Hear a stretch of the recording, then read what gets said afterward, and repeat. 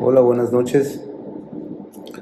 Voy a iniciar una serie de comentarios que vendré haciendo aquí en redes para interactuar y compartir con todos ustedes, quienes tengan interés sobre algunos temas generales, particularmente relacionados con la política, el Estado, el gobierno y el derecho, fundamentalmente. Porque todas estas cuestiones están entrelazadas y una necesariamente requiere de la otra. Y en el caso particular quería hacer esta primera intervención para comentar con ustedes algunos aspectos interesantes sobre la reforma constitucional del Poder Judicial Federal en México. Yo sé que es un tema bastante ya tocado por diferentes expertos y legos. Finalmente todos tenemos una opinión al respecto porque es algo que tiene que ver con la participación ciudadana a través de la soberanía, y esta se vio reflejada en una reforma constitucional, y esta reforma constitucional ha traído una serie de aspectos de carácter legal que han mantenido la atención del pueblo mexicano en este aspecto. Y yo creo que valdría la pena hacer algunas reflexiones que no he escuchado y que a lo mejor valdría la pena aportar a los comentarios. Muchas de las cosas, desde luego que sí, han sido ya motivo de comentarios extensos, pero algunas particularidades creo que valdría la pena reflexionarlas. Primero que nada, pienso que sería importante comprender o asumir, digamos, a manera de premisa, que la reforma constitucional en términos generales está correcta, al menos en las bases, las premisas sobre las que se asienta, porque en México habíamos transitado con un formato constitucional del Poder Judicial que, aunque fue apegado a muchas, digamos, formas de Estado de otros países, no necesariamente responde a la legitimidad de origen que se debe tener en una república democrática. O sea, ¿a qué me refiero con esto? Me refiero fundamentalmente a que si el Poder Ejecutivo es legitimado de origen, se le llama legitimación de origen a las designaciones de los cargos públicos que tienen el consenso social, es decir, los que son electos por el pueblo directamente. Entonces, si el Poder Ejecutivo tiene una legitimación de origen que proviene del pueblo y por ello responde ante el pueblo, y el Congreso de la Unión, de manera derivada también, los diputados y senadores, al mismo tiempo también tienen su legitimación de origen que proviene de la elección del pueblo a los cargos que asumen, parecería extraño porque el otro poder, o sea, de los tres poderes constituidos, el judicial carecía de esta legitimación de origen. Y no es poco decir, ni tampoco es falto de interés el analizar esta ausencia o esta carencia de legitimidad de origen. Es decir, ¿por qué no eran electos por el pueblo? Si el artículo 39 de nuestra Constitución establece que todos los poderes dimanan del pueblo y están instituidos para su beneficio, entonces, ¿por qué el Poder Judicial, que es uno de los tres poderes constituidos, por qué no igualmente desde el principio fue considerado como un órgano que debía ser electo por el pueblo? Las razones son fundamentalmente porque en el nacimiento de los estados modernos, básicamente lo que se hizo fue traer o trasladar de formatos de estados de otras partes del mundo a estados que eran más o menos compatibles ideológicamente con el momento histórico que estaba transitando. Entonces, en la independencia de México y la época de su evolución, a partir de su independencia y las luchas por la Constitución de 1824 y la de 1836, pues las teorías y las doctrinas en boga tenían que ver fundamentalmente con la división de poderes, había caído la monarquía absoluta, etcétera, y se trajeron este tipo de formatos de división de poderes, pero la mecánica para asumir cualquiera de estos cargos fue particularmente diferente en el caso del Poder Judicial. A los miembros del Poder Judicial no los designa el pueblo, o sea, no los designaba el pueblo. En el caso particular de México, eran propuestos por el presidente. Entonces, en realidad, el presidente de la República en México era el que los terminaba nombrando. Aunque ciertamente después, con algunos paliativos, como el hecho de que pasara a la sanción del Senado y que el Senado aprobara de una terna que proponía el presidente, al final del día, si la terna no era del gusto del Senado, finalmente terminaba el presidente designando a uno y al final del día cualquiera de esos tres que fuera electo, pues era propuesto también por el presidente. O sea que siempre el presidente era el que nombraba a los ministros de una manera directa o derivada. Y en el último de los casos, es decir, pues recientemente, ya era de manera derivada porque tenía que pasar por la censura del Senado, pero eso no significaba que esas tres propuestas no provinieran del mismo presidente. Entonces, de una u otra manera, las lealtades corporativas y políticas que genera una designación de este tipo, pues se mantenían. Y eso es lo que hacía o de algún modo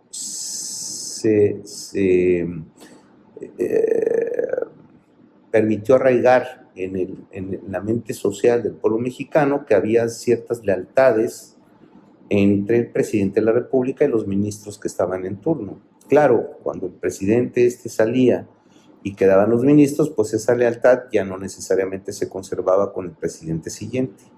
Y esto es parte de lo que ocurrió en México. El hecho es que la designación de los ministros no estaba pegada al dispositivo constitucional que acabamos de comentar, el 39 de la Constitución, porque no había sido electo por el pueblo, ¿sí? No había sido elegido por el pueblo. Entonces, a mí me parece que en principio el hecho de que el Poder Judicial y los miembros del Poder Judicial en todos sus niveles sean electos por el pueblo, me parece apegado a la teoría, a la doctrina democrática y me parece apegado también a nuestro texto constitucional. Entonces, por lo que hace esa premisa, yo considero que no habría mucho más que discutir en cuanto a que es bondadosa.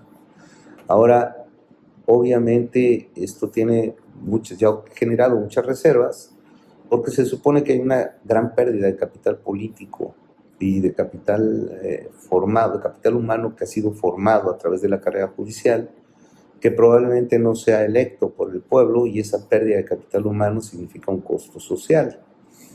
Y es verdad, pero hay que entender también que en la balanza de costo-beneficio a veces hay que pagar el costo que trae una mejora a nivel institucional, y ese costo pues seguramente tendremos que pagarlo. No creo que sea un costo tampoco tan exagerado como han querido hacer creer, porque hay mucha gente muy bien formada en la judicatura, en las diversas entidades de la federación, o sea, en diversos estados de la república, que tienen la capacidad perfectamente y el conocimiento para poder hacerse cargo de un juzgado o de una magistratura en un tribunal colegiado o un tribunal unitario o de una magistratura. Mucha gente con la formación adecuada para poder hacerse cargo de esas responsabilidades.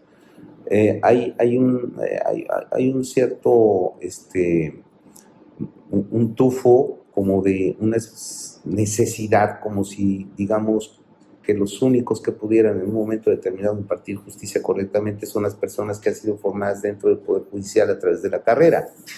Pero eso no es cierto, porque ya les comenté que los ministros ni siquiera tenían que tener carrera judicial. Es decir, los ministros de la Corte eran elegidos por el presidente, por lo tanto no era necesario que fueran de carrera judicial. Algunos sí lo son, pero muchos otros fueron designados directamente por el presidente de la República y nunca pisaron un tribunal, menos que hayan sido jueces o magistrados o secretarios o actuarios, etc. Por lo tanto, Hay un poco de falacia en eso. Y también respecto a los jueces y magistrados, que sí, efectivamente, ellos eran asignados en función de un proceso de selección interno dentro del Poder Judicial.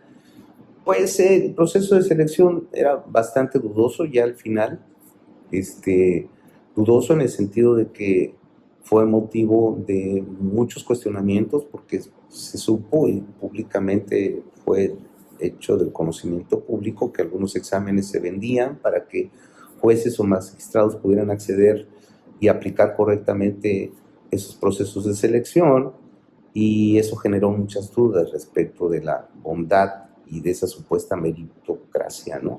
que se vendía como, como una particularidad que permitía a un sujeto acceder a cargos de tan alta responsabilidad y supuestamente conocimiento técnico, pero habida cuenta que esto se corrompió, pues en realidad no podría asegurarse.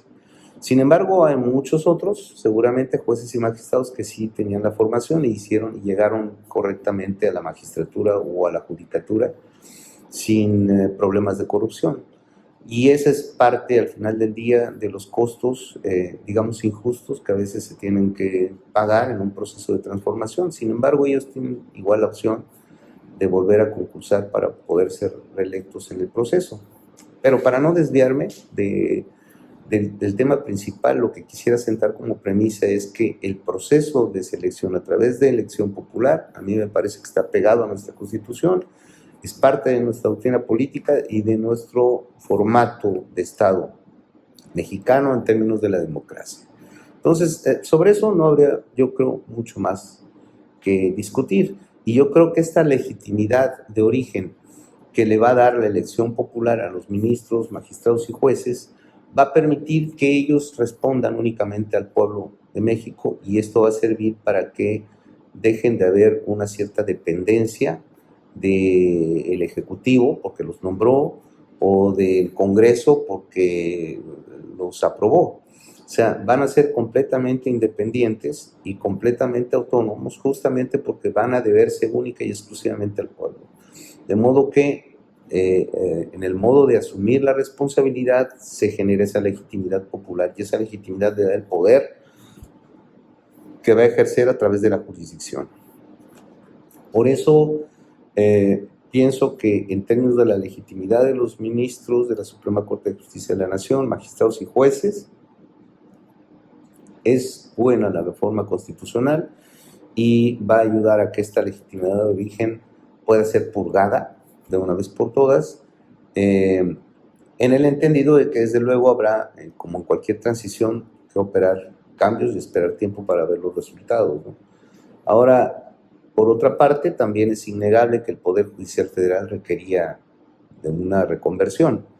Esa es una reconversión y una necesidad reconocida por los propios integrantes del Poder Judicial Federal. Todos ellos han reconocido en algún momento que el Poder Judicial Federal requería una reconversión, hacer una renovación, una reestructura.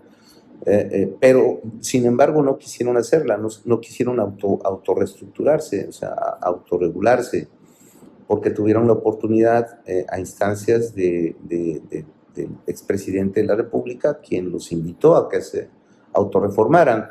No obstante, no lo hicieron, y esto llevó finalmente a que pues, terminara esta reforma constitucional, dándole esa responsabilidad de reforma al pueblo mexicano a partir de la elección. Sobre esas circunstancias parece un poco incongruente que, habiendo tenido la oportunidad de poder autorreformarse con absoluta libertad y autonomía y habiéndose negado a hacerlo, ahora vengan a oponer como arenga que no fueron escuchados. O sea, en realidad yo creo que el Poder Judicial renunció a la posibilidad de autorreformarse, que era indispensable, reconocida vuelvo a repetir, por muchos miembros del Poder Judicial, y sin embargo no hicieron nada para reconvertir el Poder Judicial, y ahora que se tuvo que dar a través de la reforma constitucional, pues no hay conformidad de parte de ellos. se entiende que es legítimo la inconformidad porque se trata de muchos de ellos de su empleo, pero también es una necesidad institucional y esos empleos son públicos, o sea, no nos pertenecen, o sea, no es un cargo que sea nuestro trabajo en una empresa, ¿no? O tengamos derechos adquiridos, es un cargo público para el que uno se presta durante un cierto tiempo en virtud de su vocación y de los conocimientos específicos que tiene, pero no es un empleo, digamos, en el que uno pueda generar derechos adquiridos, ¿no? Uno puede estar llamado a estar en un lugar un tiempo, servirle al país un tiempo y después ya no. Ahora, como estos nombramientos son de carácter constitucional, pues tenían términos, pero toda esta circunstancia fue modificada con la Constitución y a partir, esa es básicamente la fuente de la inconformidad actual. ¿Por qué requería una reconversión el Poder Judicial Federal? ¿Qué era lo que hacía que los mismos miembros de ese cuerpo reconocieran que era necesaria la renovación del Poder Judicial? Pues, en primer lugar, por el gran nepotismo que ha sido motivo de reconocimiento interno del Poder Judicial y también del dominio público. Un gran número de parientes cercanos inmersos dentro de la misma judicatura y la misma carrera del Poder Judicial hacía que se hiciera una red de componendas y de lealtades que venían finalmente desarrollando una serie de cotos familiares que venían creciendo al amparo de ciertos nombramientos, sin que esto signifique que no tuvieran la vocación, las condiciones o el conocimiento para desempeñar los cargos. Simplemente era algo que se estaba dando porque es parte de las posibilidades que ellos podían, a las que podían acceder en una suerte un poco inequitativa con los demás miembros del pueblo, ¿no? Porque probablemente muchos otros que tuvieran mismos conocimientos y misma vocación no tenían posibilidad de acceso porque no tenían ese contacto o esa relación familiar. Entonces no quiero referirme a que por el hecho de ser pariente de una persona no tengas la competencia, la capacidad o la vocación para ejercer el cargo, sino simplemente que tienes unas condiciones desiguales de competencia en donde desde luego el mérito puede estar cuestionable en función de tus relaciones, ¿no? Públicas o personales o familiares. Y eso es lo que se construyó en el Poder Judicial, un gran nepotismo. Luego, las otras cosas más de fondo, porque eso todavía yo pienso que es algo no tan importante como significó la pésima administración interna que hicieron del Poder Judicial Federal. El Poder Judicial Federal recibía el presupuesto anual y de ese presupuesto anual, en lugar de construir más juzgados, construir más tribunales colegiados, contratar más personal, más magistrados, más jueces, más secretarios, más actuarios, más oficiales, lo que hacían era mantener la estructura, la infraestructura y con una mínima inversión adicional y lo demás lo depositaban en fideicomisos, lo que sobraba, digamos, del ejercicio presupuestal, en lugar de invertirlo en infraestructura y personal nuevo, lo que hacían era invertirlo en fideicomisos para efecto de generar una serie de prestaciones extraordinarias de carácter laboral, privilegios, que no significa que no fueran merecidos, pero al final del día, a costa del crecimiento del Poder Judicial en cuanto a su infraestructura y personal, pues es inmoral y es incorrecto, porque todos sabemos, y eso sí, todos los usuarios del sistema judicial sabemos que la impartición de justicia en México es lentísima. Y cuando uno va y ve los esfuerzos y el trabajo que hace la gente que está dentro del Poder Judicial, tanto federal como locales, pues uno advierte que no es falta de ganas, ni falta de voluntad, ni falta de empeño en el trabajo. Lo que pasa es que hay insuficiencia de personal o hay insuficiencia de juzgados. Entonces, juzgados que tienen más de 1,400, 1,500 juicios al año. Entonces, es impensable que con un par de secretarios o con 2, 3, cuando muchos secretarios y no sé, 4 o 5 oficiales puedan sacar adelante todo el trabajo que eso implica en los actuarios. Realmente deberían crecer, o sea, construir más juzgados y contratar más personal, igual que salas, igual que tribunales colegiados, para poder despachar con mayor prontitud tus asuntos. Entonces no tendríamos que esperar 1 año o 2 para recibir una sentencia en un juicio de amparo, ¿verdad? O digo, me estoy refiriendo al juicio de amparo, más la revisión, más lo que al final del día termine siendo, ¿no? Como estos paros, por ejemplo, o los días inhábiles que al final del día incrementan el tiempo de la velocidad de respuesta que debería tener el Poder Judicial. Entonces, todas estas circunstancias eran muy importantes. O sea, yo pienso que el Poder Judicial debe haber invertido todo el presupuesto que se le daba. Y en lugar de abrir fideicomisos para auto-otorgarse prestaciones laborales extraordinarias, deberían haber, o quizás hacerlo, pero una vez que se satisfaciera básicamente toda la necesidad de infraestructura y de contratación de personal que no hicieron. Y debido a eso, el día de hoy, la impartición de justicia es sumamente lenta, es sumamente tardada. Y no es justo para el gobernado tener que esperar tanto tiempo para resolver un problema en donde está involucrado su patrimonio o su libertad personal. De modo que todas estas circunstancias fueron generando causas suficientes para generar esta reforma. Y luego, para, digamos, coronar toda esta situación, todo este contexto, de unos años para acá, empezamos a ver resoluciones, digamos que sospechosas, desde el punto de vista básicamente público, no estoy hablando técnico, porque muchas de esas sentencias habría que verlas, habría que revisarlas y habría que ver directamente el expediente para ver si están bien encausadas, bien justificadas, bien motivadas, bien fundadas, etcétera. Pero al menos de manera pública y respecto de personajes públicos que estaban muy vinculados con el crimen organizado o con delitos fiscales o personas públicas, ¿verdad? O sujetos que eran muy conocidos en sus comunidades por las actividades criminales que realizaban, terminaban con sentencias absolutorias o absueltos o con autos de libertad. Y todo esto fue mermando la confianza, porque al menos eran sospechosas, en la medida que la gente conoce a los personajes que deambulan en sus comunidades y saben quién es quién. Entonces veían a las personas que estaban vinculadas con el crimen organizado y de pronto los veían entrar a la cárcel y volver a salir. Eso genera sospecha y desconfianza y eso fue lo que ocurrió. Por eso se generó la reforma. Espero tus comentarios. Es una primera parte de esta intervención. Gracias.